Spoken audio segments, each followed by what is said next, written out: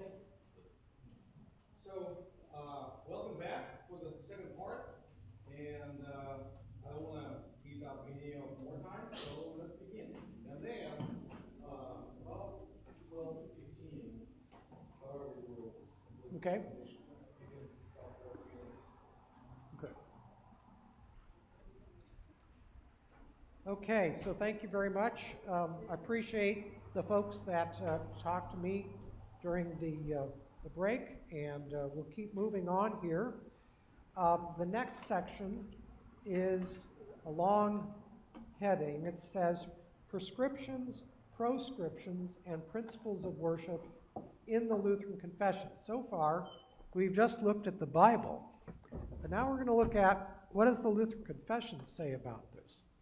So the first thing is to say there is nothing in the Lutheran Confessions that disagrees with the Scriptures on the matter of worship, much less anything else.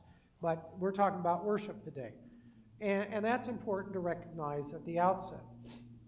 Now, there are a number of worship practices found in the medieval churches, both the Western, which we associate with the Roman Catholic Church, but they weren't the only ones, and the Eastern churches, like the Greek and the Russian Orthodox. Practices that the Lutheran Reformers explicitly condemned, said they're wrong, we will not do it, and or they just discontinued them. Most of those worship practices, not all of them, are still found today in the Roman Catholic and Eastern Orthodox churches. When a pastor subscribes to the Book of Concord, he agrees with the condemnations that are in here, and he agrees that he will not do that. The Book of Concord also presents, besides its condemnations, 7 principles, which we will get to guide worship, which are also part of an unconditional subscription to the Book of Confessions. So let's look at the condemnations first. The first and foremost condemnation by Luther of worship practices in the Roman Catholic Church pertain to what is called the Mass. You know what the Mass is, right? It's like the divine service. It's the communion service in the Roman Church. But this is what Luther said of the medieval Mass when he first reformed it in 1523, which is in this book, in Luther's works. There's at least 55 volumes in Luther's English translation, and this is the one that says liturgy and hymns, and you can find it if it still has the slipcover because it's the only yellow one. So all the stuff of Luther is in there, and this is what he says about the Mass. And it's important for Lutherans to hear this. Quote, "It is not now, nor ever has been, our intention to abolish the liturgical service of God completely, but rather to purify the one that is now in use from the wretched accretions which corrupt it and point out then an evangelical use. We cannot deny that the Mass, that is the communion of bread and wine, is a rite divinely instituted by Christ and then by the apostles, quite simply and evangelically without any additions." Now, I'm continuing with Luther's essay here.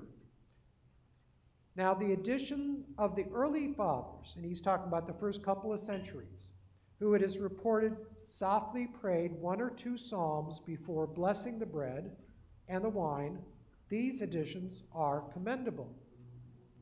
Those who added the Kyrie eleison also did well. The reading of the Gospels and epistles is necessary, too. Only it's wrong to read them in a language the common people do not understand. Later, when chanting began, the psalms were changed into the introit. Also, the angelic hymn, Gloria in excelsis et terra pax, the graduals, the Alleluias, the Nicene Creed, the Sanctus, the Agnus Dei, and the Communio were added. All these are unobjectionable, especially the ones that are sung de tempore, that is, according to the day, or on Sundays. End of quote. Now there you have described in outline the communion service of the Lutheran Church that's preserved even today in our hymnals. 100 years ago, 500 years ago, 1523 is when he wrote that. The Lutheran Church still does it today when it wants to be Lutheran. Well, then what did Luther find objectionable? He listed the primary bad elements in the small called articles, which is in here, the Book of Concord, in Article 2 on the Mass. That's its title. And he refers to the bad elements in the Mass as, quote, many noxious maggots and the excrement of various idolatries. You know what excrement is, yes. So think of turds coming out of the little idols. That's what he refers. He wants you to think of that and kind of have the smell so you stay away from them. He wants you to think of them as being disgusting. And this is language in our, Luther can be very colorful with his language, and here he really goes after these things. So what does he find wrong? First in the list of noxious maggots was the doctrine of purgatory, that doctrine resulted in requiem masses. Maybe you know of Beethoven's and Mozart's requiem masses. That's where it came from. Periodic vigils for the dead. So vigils, if you've heard of those, if they're for the dead, came from purgatory doctrine. The Michaelmas week after September 29th, All Souls Day, which is Halloween, and soul baths, whatever that is, among other medieval innovations. So all that's related to purgatory and what's believed to be the souls that are in purgatory, in the dead. Second among these noxious maggots were the reports of deceitful spirits who demanded masses, vigils, pilgrimages, and payments of money or property to the church. These reports can be found, for example, in the dialogues of Pope Gregory the Great. That would be 5th or 6th century. And in the Apostolum of Peter Damian, a leader in the Gregorian reform of the 11th century. These reports that the Pope and the leaders passed on as the truth, reports of evil, deceitful spirits who told the church, you better do this, were the medieval basis for the doctrine of purgatory and for the use of masses to pay for the sins of the dead. Did you catch what I said right there? You ask, where did purgatory come from? Well, either A, somebody made up a great story, or B, there were real demons who told priests, you better do this. So where did purgatory come from? It doesn't exist in the church before that. Why does Luther point it out? It's because he knows the origins of it. Third among the noxious maggots were pilgrimages, such as the famous Camino de Santiago, ending at the shrine to St. James in northwest Spain, the Via Francigena, I don't think I'm pronouncing that right, from Canterbury, England to Rome, and the celebrated pilgrimage to the Holy Land and its famous sites. Because those are all considered good works. They're not just doing tourist stuff. Fourth among the noxious maggots were the fraternities, which were covenants made first among the monastics and later among the clergy, where the living monastics would pray for the dead monastics, offer prayers, say masses, perform works of piety to help out the souls of their dead brothers. Fifth among the noxious maggots were the relics. We're talking with Mrs. von Schmidt and my wife yesterday about that. Relics thought to have produced indulgences and forgiveness as a good work and an act of worship. Almost all basilicas, cathedrals or churches that are named as basilicas have relics today. Even many parishes, churches have them, in the Catholic Church, that is. Finally, Luther's favorite noxious maggot is, of course, the indulgences, which were contracts that allowed you to purchase with money or property the forgiveness of sins for either the living or the dead. All of these noxious maggots were considered part of worship by the medieval church, and so were connected to the Mass in some way or another. Another medieval innovation, which Luther and the Lutheran confessions clearly rejected, was the invocation and/or worship of the saints. My wife and I, on the way down, we visited two of the Spanish missions, one with Soledad and the other at San Miguel, and I pointed out to her, I said, well, in Soledad, the big statue up there is dressed in black. I said, well, they pray to Mary. She's right there above the altar. And then there's St. Michael, too, which that's part of their invocations. Yet another medieval innovation eliminated by Luther was the withholding of the wine from the laity in the Lord's Supper. I don't know if you knew that. So Luther reintroduced the practice of the congregation receiving the wine with the bread. Because in a long period of, not originally, but a long period in the Catholic Church, the laity did not get the wine. Contrary to Jesus' command, do this. Finally, both the Augsburg Confession and its apology dealt with the medieval Mass and many of its errors. It's a wonder that they just didn't throw out the whole thing, but that's what the Reform did. The Dutch, the Swiss, the German Reform, they said, forget the Mass, it's just all messed up. Luther took out the parts that were bad.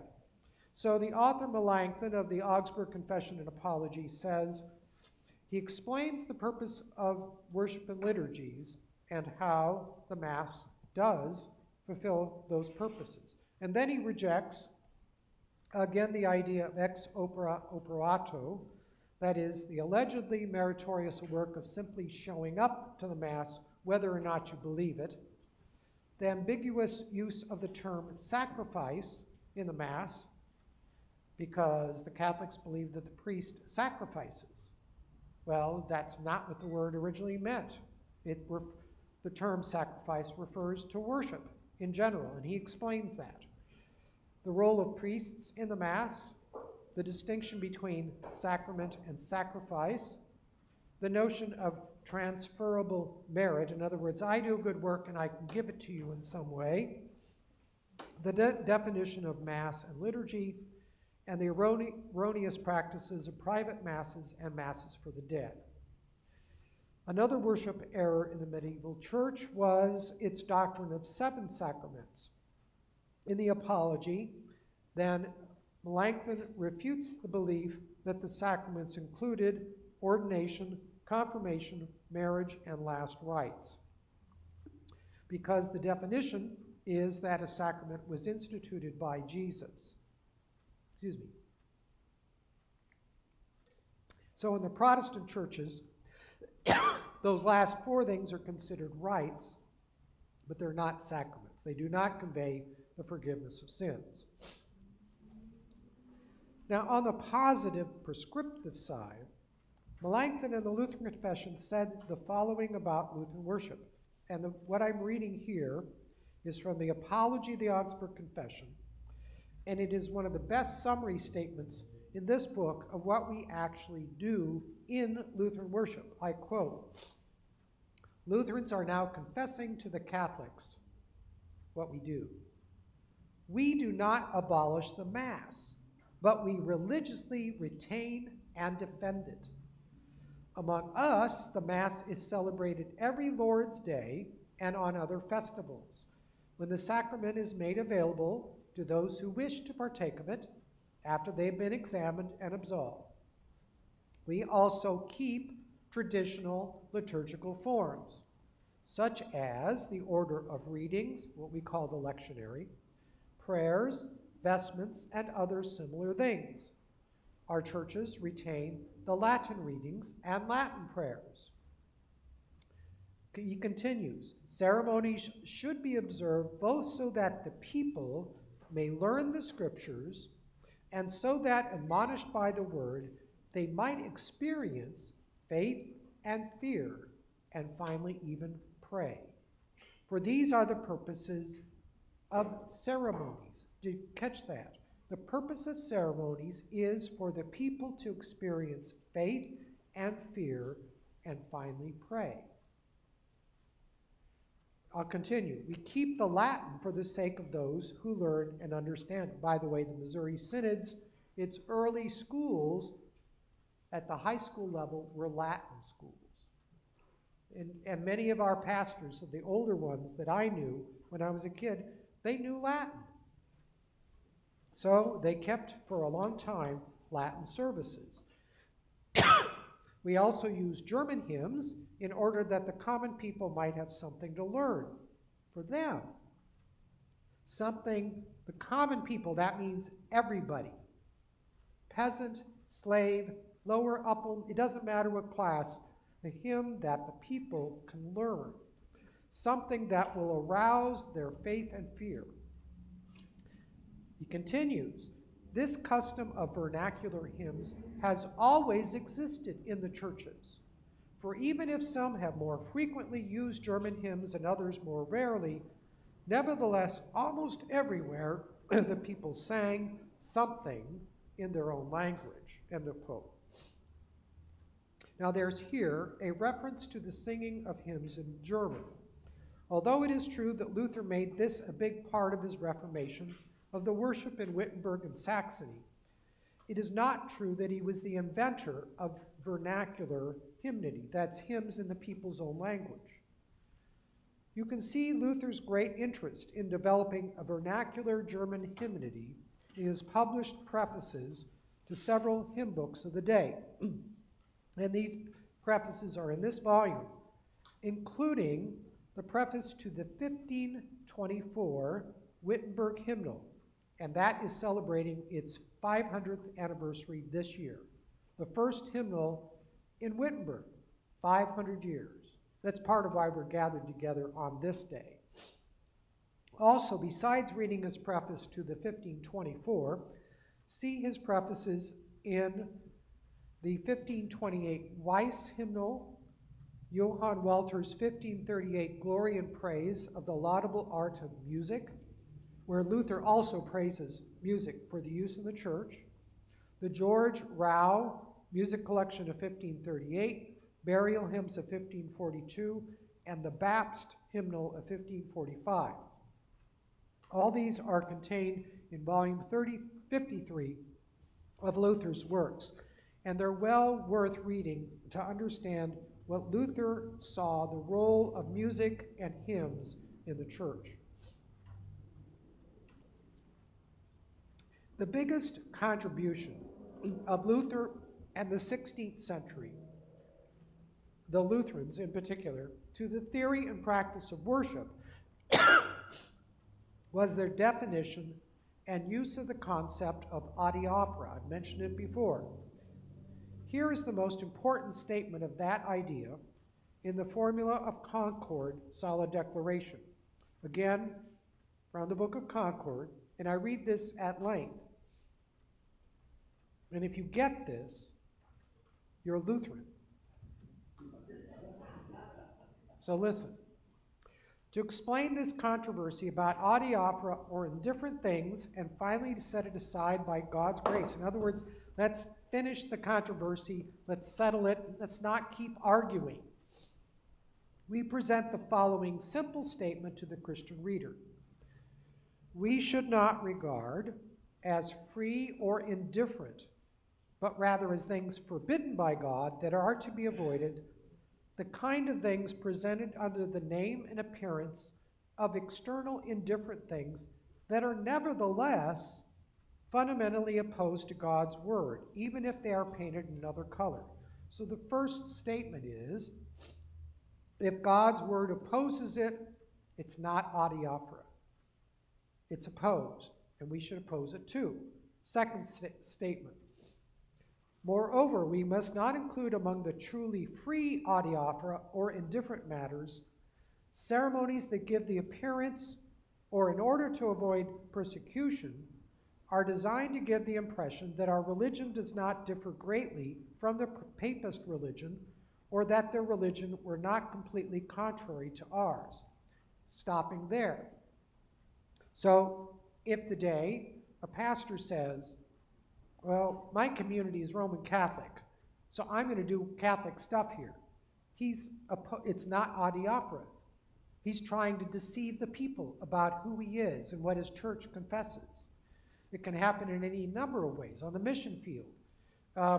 So the mission people are always tempted to adapt the worship culture of the day, whatever they are. If they're in the Philippines or in Africa or wherever, well, the people, they're used to that, so let's use that. Well, if the people are not taught, then they think they're doing what they've done for all these centuries, and it's not worshiping the true God.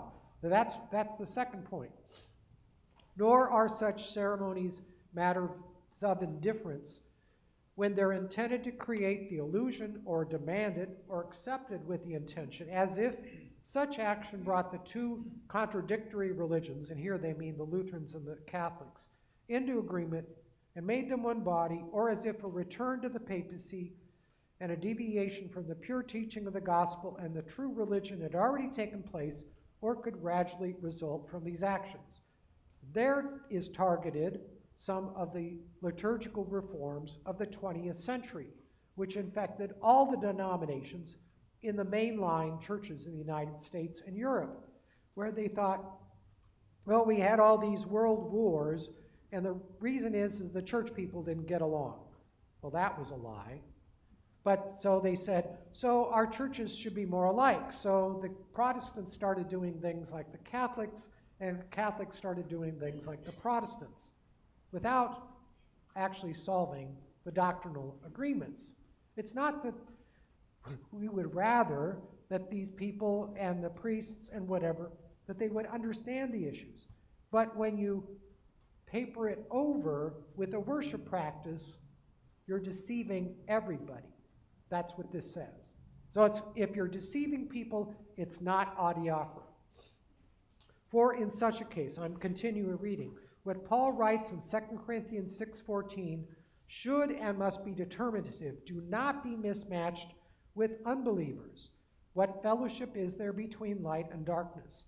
Therefore come out of them and be separate from them, says the Lord. And this is the final paragraph.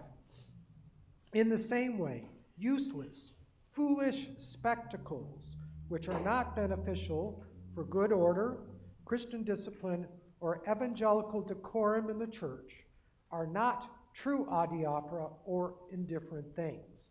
End of quote. So there you have the Lutheran doctrine of adiaphora in a nutshell.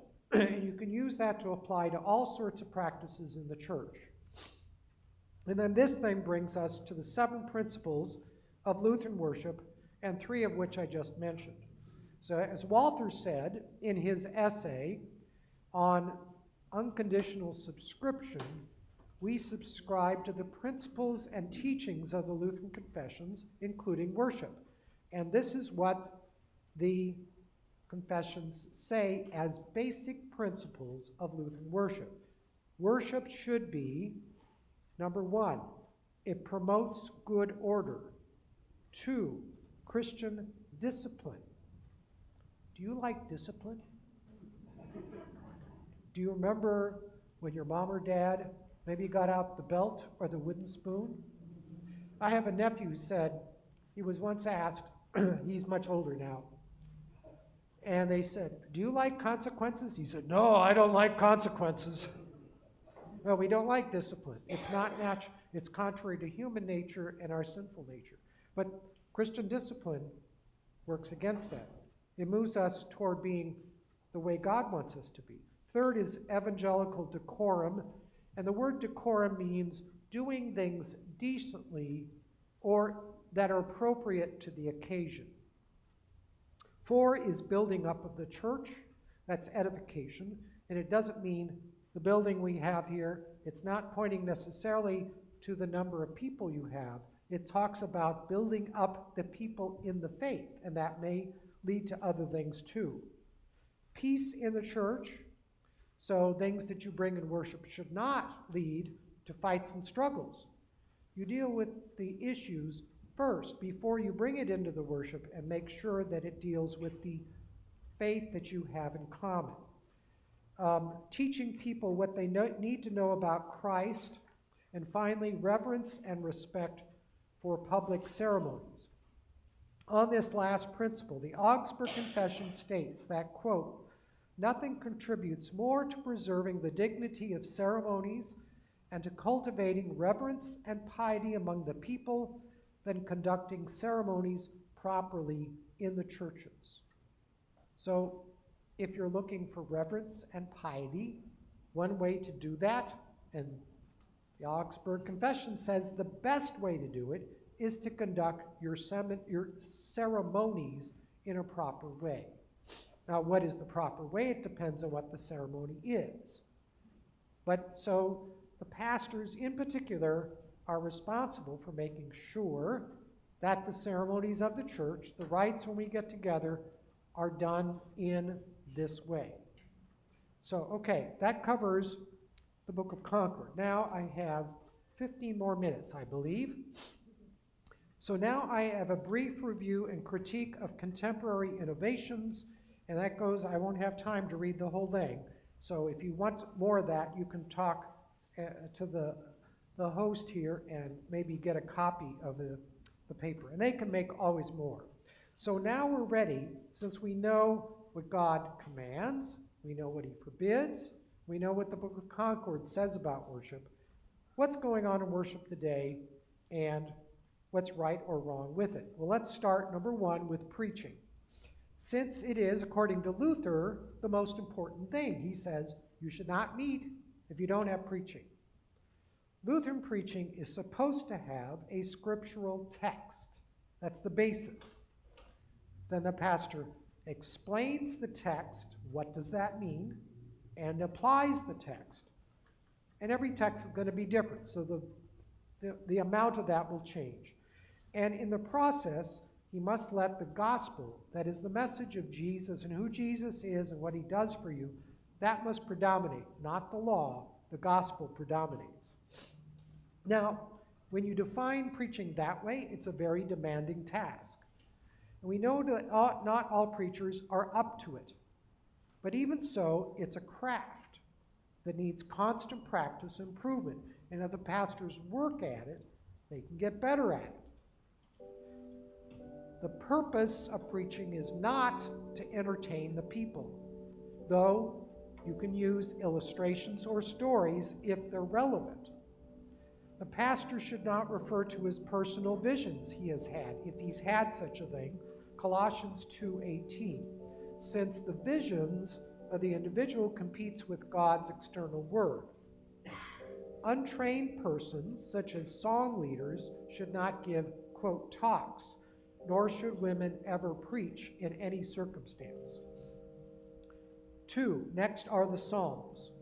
The Psalms should not be omitted, though they may be used in altar form, such as the introit and gradual and in other places. Not every service must have psalms, but the people must be familiar with them in some way. The best way to achieve familiarity is through regular use. The simplest way is to use the psalms appointed for the church day that are listed in our lectionaries. Next are the hymns and other songs. This is part 3. We should first avoid endless refrains. You know what a refrain is? There's verses, and then there's refrains. And our Lutheran hymnals have a good balance where they have refrains. They don't have too many. But if you go to evangelical song fests or worship in some of our churches, all it is a refrain going over and over and over again. Jesus says not to do that, Matthew 6:7-8. So that's our Lord himself. No endless refrains. Nor should we sing songs without understanding what we are singing. 1 Corinthians 14:15. We should not sing songs that have false doctrine. That's LCMS doctrine, the Constitution 6.4. Therefore, all hymns and songs, and I'm repeating what I said before, because this is important, all hymns and songs should pass some sort of review by a competent doctrinal reviewer prior to being used. And again, this has been done for our hymnals. Everything that's in that Lutheran service book has been reviewed over and over again by multiple people to make sure it has no false doctrine. And other songs that are published by Concordia Publishing House, you can go onto their website and find all sorts of hymn books and song books. Everything has been vetted in some way, and it's currently under the direction, the Synod has its own commission of doctrinal review, and that's their job. So you know what you get from CPH and the Synod is fine, but you don't know if you're getting it from another source, what you're getting. Now in the matter of the music that's sung by the congregation. I'm not talking about what the choir does. The choir can do almost anything at once, within reason. But what the congregation is singing, now that could be hymns, it could be parts of the liturgy, it could be other things. Here's a very important thing, and now I'm pulling out my credentials. I went to college in order to be an elementary education teacher, and I found that very useful in teaching. But my major was church music.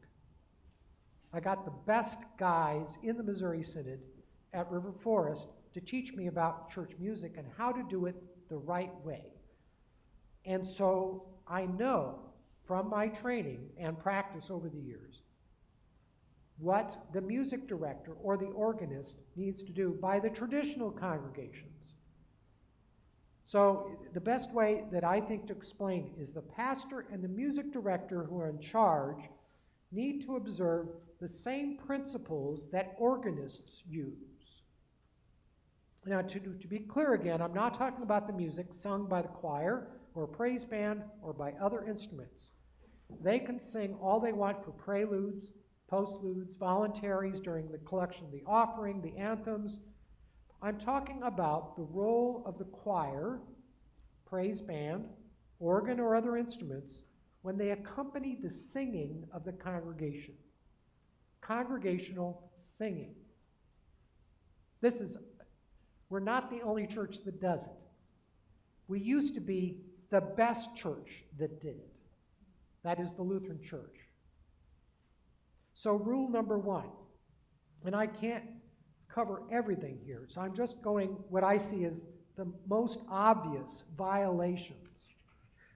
The volume of the music should never overwhelm the congregation that is singing, but rather supports the singing. The purpose of the organ, instruments, bands, or choirs when they accompany the congregation is to accompany and support the singing so that the singers feel like they're being supported, not overwhelmed. It's one of the first lessons I had to learn as an organist. In the balcony, when I was in high school and I started taking organ lessons, boy, did I like pulling out the stops, and Mrs. Bulgman here can tell you about my experiences. I pulled out all the stops and they couldn't sing. It was too loud. So that was the first time, and Mrs. Brewster said, I told you not to pull out all those stops. I said, but boy, did this sound powerful. And she said, you're not helping the congregation. Oh, is that what I'm supposed to do? You're supposed to help the congregation sing. You're giving them the tone and the tempo, and you're helping them move it along. It's not your job to dominate them. So I got that from Mrs. Brewster right away as a junior in high school. And all my music teachers thereafter, they all repeated the same thing. For organists, it's the basic rule for organists, but it applies to anybody else that is accompanying the congregation. Now, I have found over the years that few praise bands know how to do this properly, probably because few of them have had training in traditional church music as organists or choir directors or even as pianists. Drums in particular and electronic instruments need to have their volume turned down or muted, just as organists do not use all the stops up there when the congregation is singing. I can pull all the stops when I play a postlude, and I do. and all the dust comes off the rafters, and the birds are going crazy because it's so noisy. In the congregation, they say, we can't even talk to our neighbor as we're walking out. But yeah, you can do that, but only during the postlude, because that's, they really shouldn't be talking in church anyway. So you have to tune the volume down to where and it depends on the congregation, and it depends on the acoustics. That's one thing. It took me a while as I went away to college and I began playing organ for congregations. Every space is different. And so it takes a while, and sometimes I would play for a Wednesday service and they'd have 20 people. Well, and then I play with maybe 2 stops, an 8 and a 4, and that was it. If I did more, they couldn't hear themselves. Or maybe you have a congregation. On Sunday, they show up with 200 and 300, and I did the 8 and a 4, and that wasn't enough. So tuning the volume is key. Organists know that by experience. If you're going to have a praise band and they're going to accompany, they have to do the same thing. It's too easy with electronic instrumentation to overwhelm. Rule number 2 is related to this. The tempo of the music should not overwhelm the congregation. So some praise bands sing so fast because they can, but the congregation, they're running out of breath. They feel like they're doing a circle around a lap or something. It's the same thing for organists. Now, I won't mention names, but I've had to train over the years, as a pastor, I've had to train some of my organists to not play that hymn so fast. Our people, they're running out of breath. Mrs. Schmidt just collapsed over. She ran out of breath. You can't play it that fast or too slow. Some organists, no way, no. And so some of these organists who were not born and raised in the Lutheran Church, they don't know how fast that hymn is supposed to be, because every hymn has its own tempo. Well, now we have all sorts of things. You can go online to the Synod and some other church solutions. I don't remember all the things, but now you can actually hear and don't have to get the counsel of an organist. But yeah, it's the same thing for praise bands. If they sing the stuff too fast, nobody can follow them. So what's the purpose of that? Rule number 3, hymns and songs for congregation should have simple melodies, simple meter, and simple poetic structure, which untrained singers can follow. The congregation is untrained singers. You may have a couple of choir members. Anybody a member of a choir here? We have a couple? We have a couple, okay. So you're out there singing, and boy, do the choir members help. They really do. So don't be bashful. Choir member, when you're singing with the congregation, belt it out. It really helps everybody else. But the things that the choir sing, the praise band, they're complicated pieces of music. And I've tried to follow, when I've been in the congregation with a praise band, I've tried to follow those hymns, and I'm a professional church musician.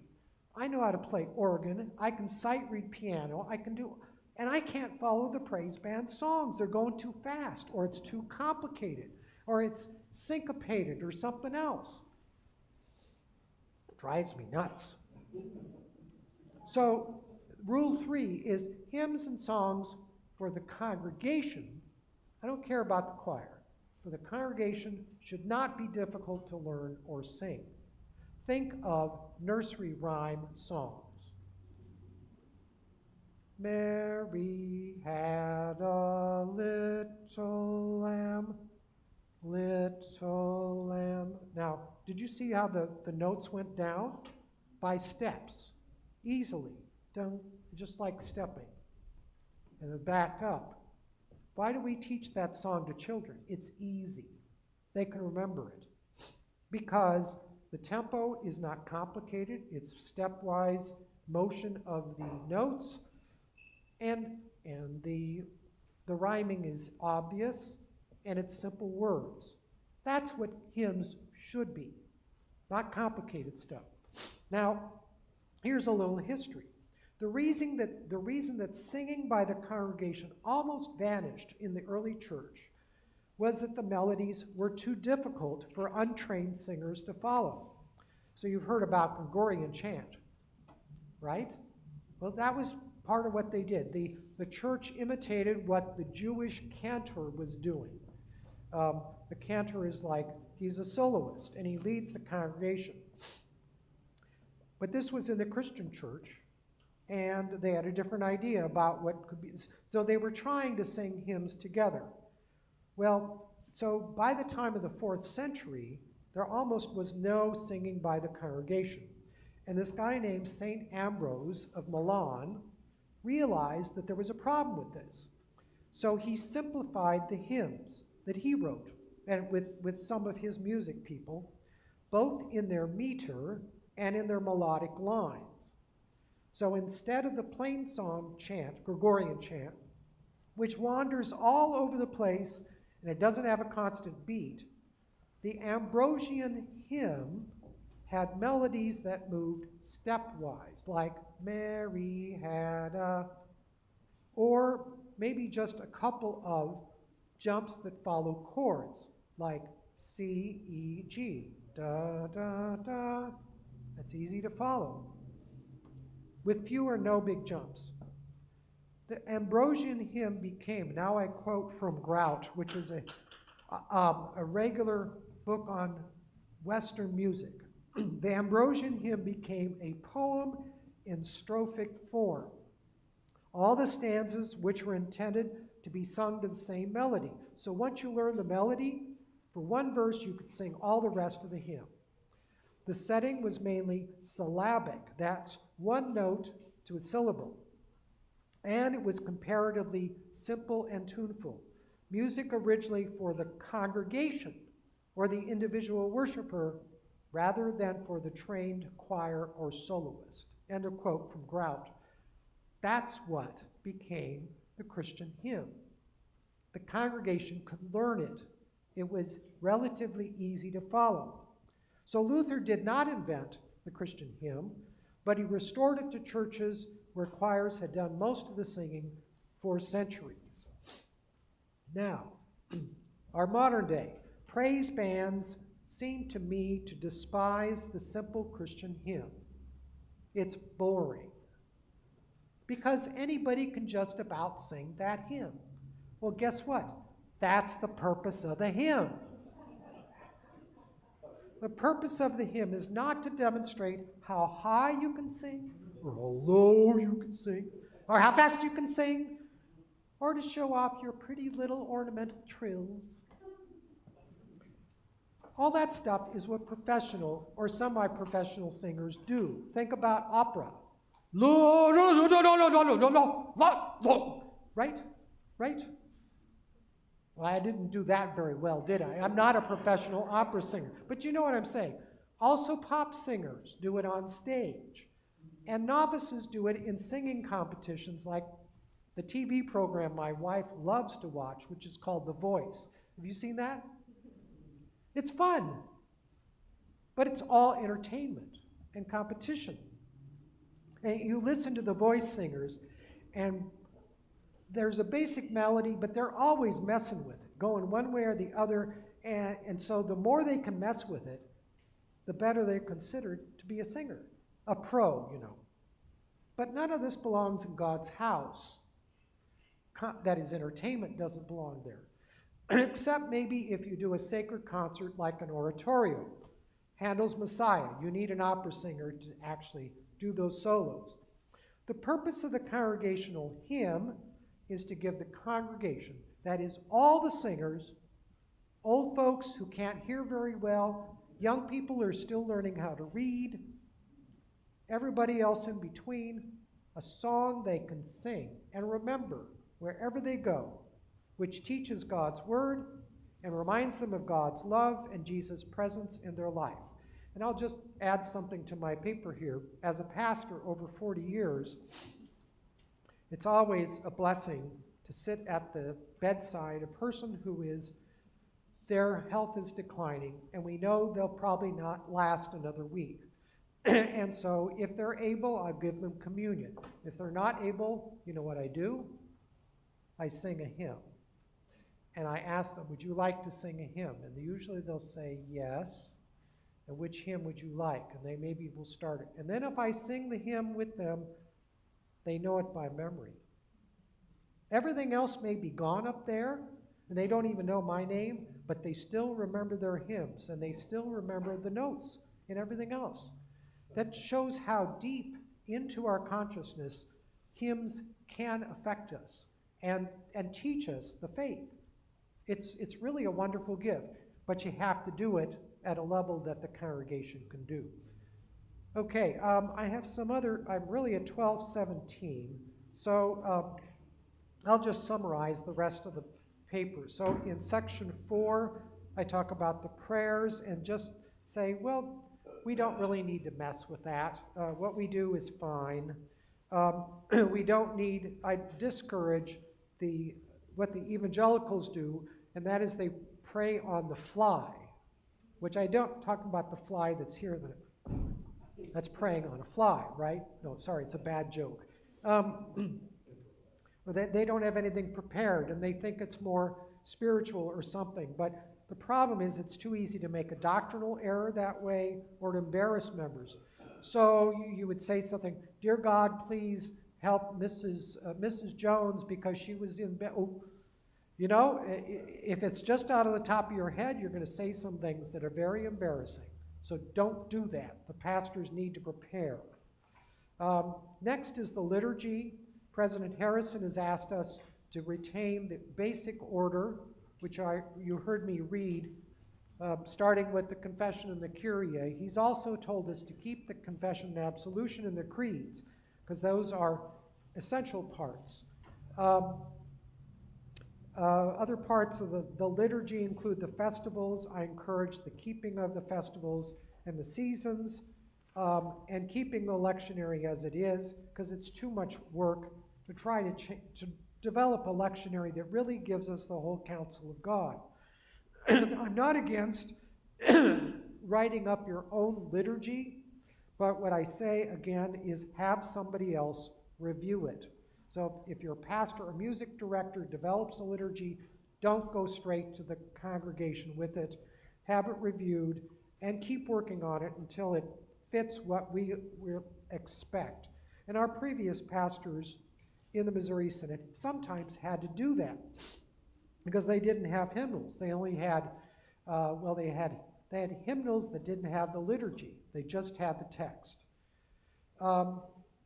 Let's see, another point about liturgy is if you repeat the order of liturgy, the congregation could follow it without effort.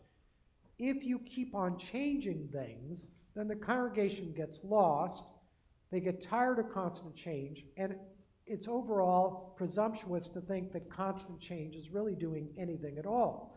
So in our congregation now, we're doing LSB, Divine Service 1, 3, and 4.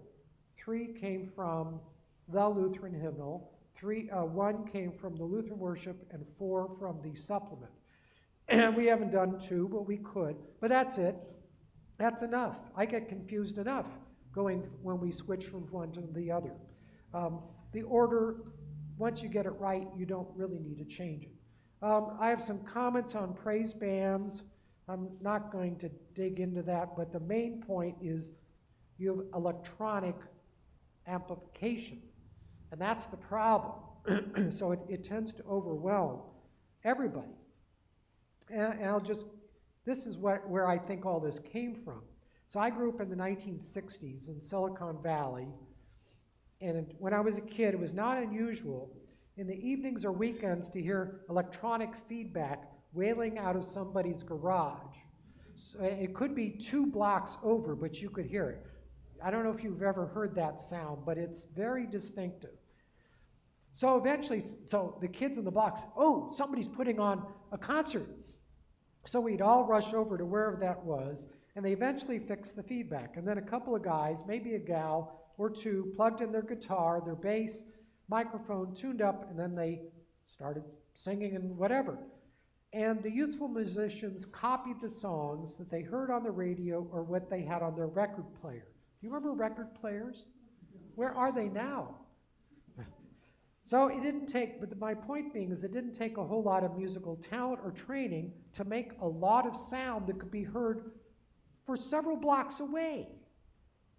And that was fun. And so you go into the big concerts with the professional guys, like the Beatles or Beach Boys, and they crank it up. And they have these huge amps, and they fill stadiums.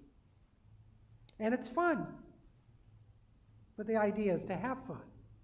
And does that really accomplish the purpose of worship, which is reverence toward God and faith and fear? And I'm afraid that I have not, and even when we tried to do it in college at Concordia River Forest, it didn't really work because the guy on the bass and the guy on this electrical, on the guitar and the drummer, they wouldn't mute it. They were always too loud, besides other problems of tuning and others. So, I have some other comments in here, but I think I should go to the end because we're running out of time. I talk about screens, and you can read about that, some comments I have about worship space. So I want to conclude with a positive thing. Our synod has over the years had fantastically talented and committed experts in hymnody, liturgy, church music, and everything that pertains to worship. We really have been blessed by this. And you compare our talent with what you see in other church bodies, it's the best. I mean, everybody knows about St. Olaf. They have a Christmas concert. Our choirs are just as good or better than theirs. And I'm not being biased. They really are. Michael Bush down at Concordia University, Irvine now has something every holiday season that's on broadcast or cable. And they're really good. So, and we're continuing those traditions. So most of us, pastors, music directors, organists, we can't do anything better than what's already been prepared for us in the Lutheran service book, in the agenda, everything that's produced. If you do that, you're not going to go wrong. But if you decide you're going to do something different, now I wonder if I left it at home. I made all this purpose of getting, maybe it's in here. Yep, it's down the bottom. Okay. If you decide that you want to do something different than what the Synod offers, get this book. It's called Text, Music, Context. It's available at the Missouri Synod or at CPH. It's a resource for reviewing worship materials. I keep talking about reviewing. And the chapters are considering the text. So it asks questions. What are uniquely Lutheran teachings, and does this hymn or song proclaim any of that? Are there theological issues here? That's just the text. Then the melody. It asks questions about the melody, because not all tunes make good melodies for the congregation. Consider the big picture. How does this fit in what you're trying to accomplish? And then the liturgy and its various parts. It's the best thing we produced on this topic. So it doesn't mean you can't do something new, but it should follow the guidelines that are in here. It's really superb. And it's not the first edition, so we've been working on this for a while. By the way, the ELCA has something very similar for their church body. The other thing that I encourage you to get in your congregation is this, which if I drop it on my feet, I can't drive home. Recently, Lutheran Service Book Companion to the Hymns, 2 volumes. All the hymns are discussed, the principles of hymnody as well, and then this is the companion to the services that explains the liturgy in detail.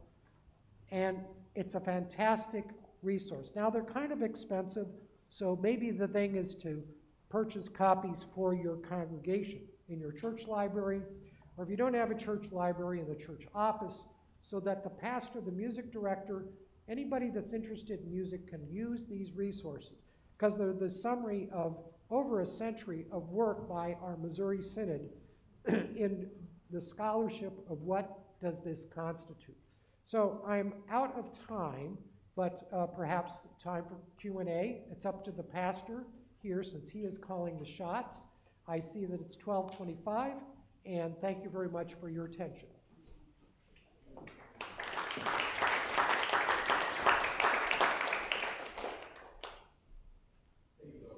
Okay. That was a great presentation. So we have about 4 to 5 minutes for questions, and I thought that I would ask the first one, but I will let you actually. We don't have that much time, maybe for a couple of questions to clarify what was said. Yes. Yeah, I'd like to know, what do you think about after a performance, let's say somebody has a solo or the choir, about clapping afterwards in church, in a formal setting in church? Well, I think, doesn't clapping activate Alexa? So all the cell phones might go off, right? Or is it Siri? I don't know which one. You have to, yeah, so that's an interesting question. Does the Bible refer to clapping? Does anybody know? So, the joyous, right? Yeah, so yeah, it's, I think if you have a sacred concert, which congregations do, they have a choir and they have a whole program, it's all the singing, I think that's certainly appropriate. The question, does that distract from the flow of the service? So what is the choir trying to do at that point? You see, the congregation, it's kind of like, stories have a flow. You get an introduction to a story, the background, and then it goes through a variety of events, and then it has a conclusion. Well, the liturgy works the same way if it's properly constructed. Otherwise, it's just it's formless. And so the question is, does the clapping, does that interrupt that flow, or does it contribute to it? So there may be, there's some cultures where clapping has a very significant part of their culture. So I guess it's appropriate in some occasions. You normally applaud somebody that you appreciate what they said, but to be proper, you should also have the ability to disapprove. So I would say if a congregation wants to clap, they should also bring their tomatoes. Think about it though. So you shouldn't just do it pro forma. It should be when there really is, something that's well done. So, and you show your appreciation that way too. But really our appreciation in worship is our appreciation to God, right? So that's the problem, is it shows like you're showing appreciation. Well, there is a place for showing appreciation for your pastor. You should do that on occasion. Pat him on the back, do nice things for him. That's how you show your appreciation for him. You should also do it for your choir, their volunteers, and other, in our congregation, I think we lost the pattern during COVID. A lot of things got interrupted by that. But every year, or maybe every year that there was a new officers, would have the people that were volunteers to come forward to get some recognition by the congregation, so everybody could see who the volunteers are. So I think that sort of thing, and sometimes people clap for that. That's appropriate, because you're specifically recognizing the work of the volunteer. But just because it's a performance, then I think it distracts. So if you want to do, have a sacred concert or other ways of showing appreciation to the choir, then it's appropriate. But the purpose of worship is appreciation of our Lord. There's even a song, what is it? Heavenly Father, I appreciate you. You know that one? It's an evangelical song. So yeah, that's what we're showing adoration and praise for what he's done for us. So clapping can be distracting from, not entirely wrong, but it's distracting. That's my opinion. I have a very quick question for you, but it's important, It's you mentioned that there's tempo in a tradition, and the question for you is, sometimes would you play one song a different tempo depending on the season? So I didn't quite catch the question. So what's the question? Stand up. Yeah, didn't quite hear. Speak louder. Well, in your presentation, you mentioned that, in the Lutheran tradition, hymns have a certain tempo, Correct, right? right. So sometimes, depending on season, does that tempo change, like if it's Oh. Christmas season or an Easter season? I don't think so. I think generally we have gotten accustomed, and it's by practice. So some of it has to do with how fast you can enunciate the words. Another has to do with phrasing. Phrasing has a lot to do with that, actually. You know, phrasing is different on different instruments, but the voice has a phrase called catching a breath. And so it depends on how long, you know, if you look at the hymns that we have, some of them have very short sentences and some of them are very long. And if you have to sing the whole long sentence without a break, you run out of breath. So one answer to that is to sing it so fast, you don't run out of breath, but maybe that just mumbles it. So what happens is the congregation, and preferably the choir teaches these hymns first, they learn little by little, and the director is he's the one to blame, or she, if they don't get the speed right, is so that it can be sung naturally with regular breathing and without feeling like you're getting lightheaded, and being able to pronounce all the words. So every hymn, its speed is going to be a little bit different. So the choir director is trained to know, because he listens to the choir as they're singing it, and if he sees the tenor fall over the back because he ran out of breath, he knows he's going way too fast or way too slow. It's these type of things. It's just by experience. But again, it's something that has a cover. It's a maroon cover, and maybe it's published by CPH, but all the hymns are now on disc, and you can play it, and that's almost it's done by professional church worker musicians, and the tempo is just about ideal. So I would not suggest the form you use in the worship, but you can Right. see and compare the speed, the tempo, with what they suggest. You know? Yeah. And there's some variation, but I mean, here's an example. Silent night, silent, holy night, all is calm, all is bright, all is dun. That's Silent Night. Does it really capture the idea of a silent, calm night? I mean, you could sing it that fast, but we're accustomed to do it much slower. Silent night, as a lullaby even, right? Holy night. And then you get this, it's a 1, 2, 3, I think. 1, 2, 3 phrasing, but anyway, yeah, it just takes some practice to learn, and especially with new hymns, when you don't know it, and you sit down and the pianist will play it and think, well, see, the other thing is, the pianist and organ, they don't have to breathe, so they can go as fast as they want. One of the things they taught us at, this was not Mrs. Brewster, but in the college, was that once you got the image of the notes in your head and you can play it, then you should sing with it. So you're playing and singing, like Billy Joel. You know, he plays the piano and he sings. Who else? Elton John does that. But they're singing things that they wrote, and that's a different idiom. But so then as you sing with it, and this is what I do when I'm practicing, then I'll learn how fast it goes, because I'm adjusting the tempo for the singing and not for the playing.